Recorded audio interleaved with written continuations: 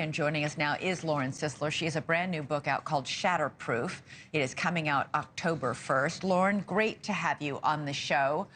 Your parents have a story similar to so many other people. They both became addicted to pain pills after both having pretty major surgeries. You had no idea they were struggling with this addiction.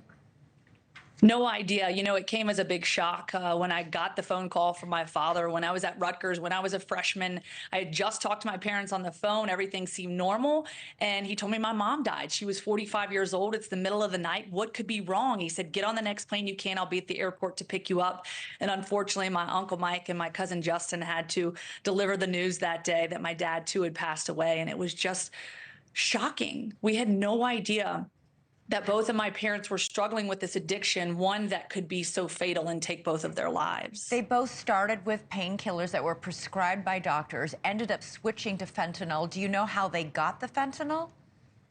Yeah, so really both of my parents were going to a pain management doctor in Roanoke, Virginia, and both my parents experiencing chronic pain, and my mom had degenerative disc disease. She had been prescribed Oxycontin, couldn't manage the medication anymore, so the doctor prescribed her fentanyl pain patches. And so she was prescribed that. My parents were sucking on the fentanyl pain suckers, you know, for the breakthrough pain.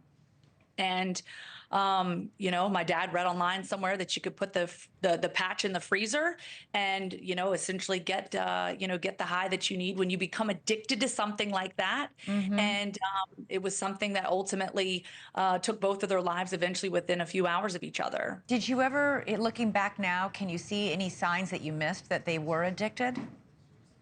You know, looking back, I think some of the things that really stand out to me is, you know, we'd be on the couch watching, you know, a movie, and my dad would fall asleep with the remote in the air, just pointing at the TV. And I just thought, Dad's probably tired. He commutes over an hour each way to work every day.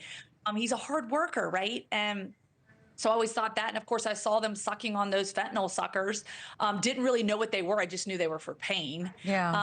Then the financial piece. And I think that's where I look back and I'm like, okay, the finances were in distress. I didn't really know about it. They kept it secretive and hidden from us.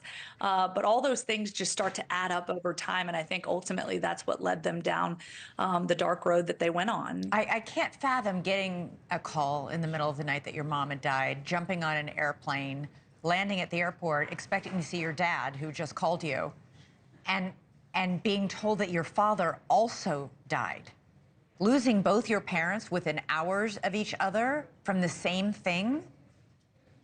Yeah, I think too, because, you know, you get that news. And for me, I just wanted to run and jump in my dad's arms. I wanted him to tell me everything was going to be okay, to console me, because I knew, I mean, I was a daddy's girl, right? And I knew that as sad and tragic as it was, I knew that he could be there to help pick me back up. And, you know, I just figured that support system would be there. And, you know, unfortunately it wasn't, but I'm just thankful for the people that were. My Auntie Linda, my Uncle Mike, my Rutgers gymnastics family, my friends, everyone was there for that support system. But I mean, just feeling absolutely lost in the world at 18 years old with no idea how I was going to survive this thing. For the longest time, you refused to accept or acknowledge what killed them. You refused to read the toxicology reports that were done.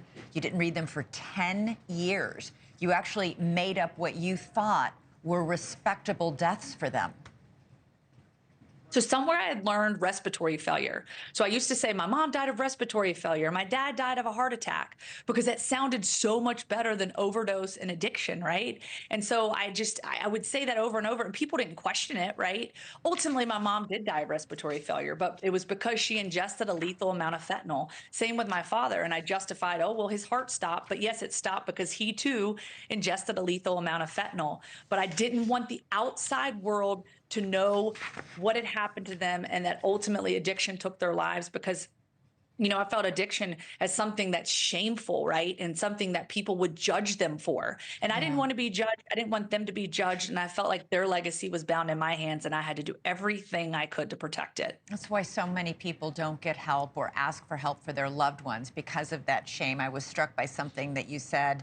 It didn't mean our family was tainted. It just meant the drugs were stronger and mom and dad were vulnerable and didn't get treatment in time. Listen, the book is called Shatterproof. It's an amazing read. Lauren, I just can't thank you enough for sharing the story, because you are going to help somebody out there. Thanks so much for watching. Go to joinnn.com to find NewsNation on your television provider. And don't forget to click the red subscribe button below to get more of NewsNation's fact-driven, unbiased coverage.